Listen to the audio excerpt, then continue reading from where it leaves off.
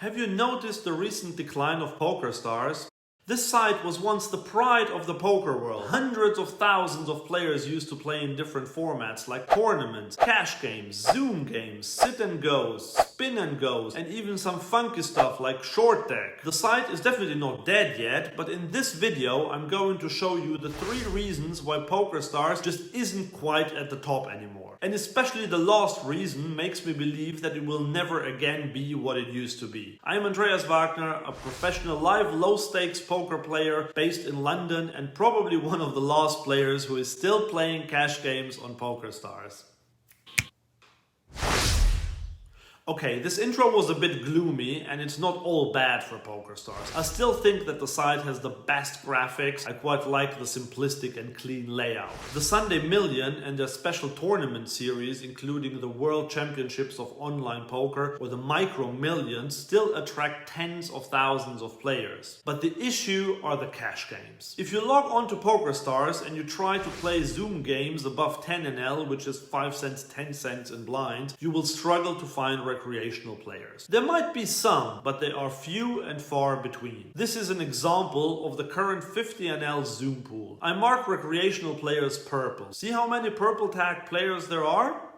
At the higher stakes like 200 NL and 500 NL, there are times when the entire pool consists exclusively of good aggressive regs. And the pools have become quite small anyway. Heck, even at 2 NL you sometimes hardly see a recreational player. They have almost vanished from the Zoom games. At the regular tables, the situation is slightly better, but still not amazing by any means. So where have all the recreational players gone? Before we answer that, let's look at the example of Germany that shows how difficult the terrain is for international poker sites. Germany introduced new legislation a few years ago. They have the great word Glücksspielstaatsvertrag, or state contract for games of chance, that made playing online poker much more unattractive. Players are not allowed to table and seat select anymore. This means that even in cash games they have to just accept whatever seat they have been given. Other changes include that players are not allowed to play higher stakes than 2-4,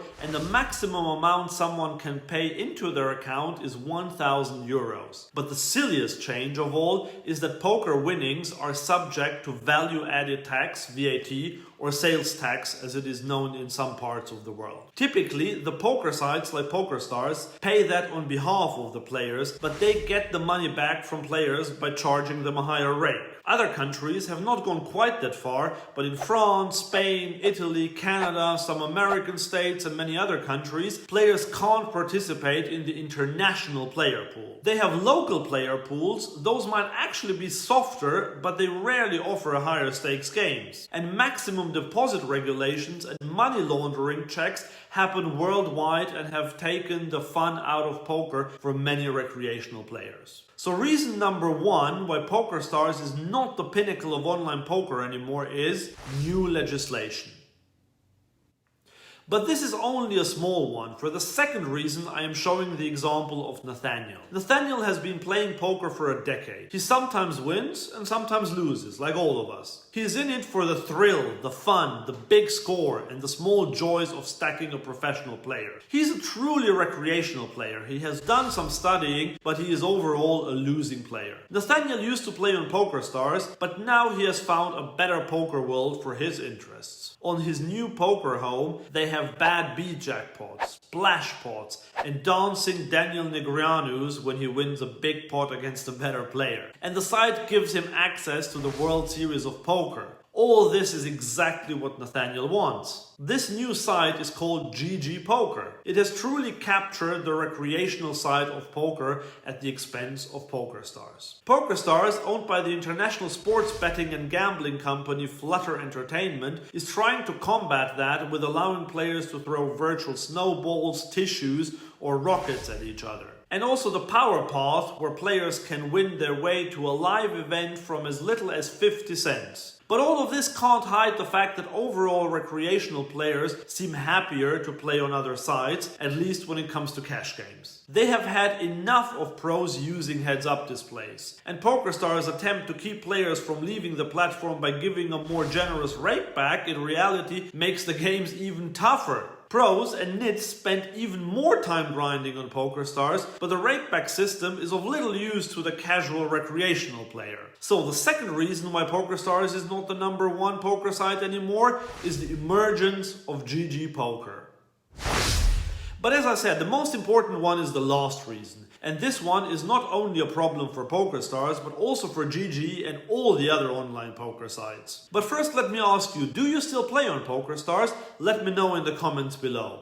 Anyway, recently I spoke with a professional high-stakes player, let's call him Pedro. He played in a 1000 NL game online that was short-handed. Whenever he raised or even 3-bet, there were always the same 2 players calling him. One of them even cold-called Pedro's 3-bets, which is something good players normally never do. And then on the flop, when Pedro c-bet, one of the other 2 players would raise and the second one would re-raise. At first Pedro was bewildered. He folded to so much strength. Later he realized that he got scammed. Those 2 players colluded. They shared their cards with each other and created the kind of action that would get a pro like Pedro to fold. Pedro's session did not take place on Pokerstars, and I'm not suggesting at all that such collusion is happening on Pokerstars. But this example shows that trust in online poker is getting reduced by the day. I keep seeing posts on forums saying that either online poker is rigged or that someone cheated. And real-time assistance tools have appeared. Players can now use solvers while playing. Of course, it's not legal, but they still do it.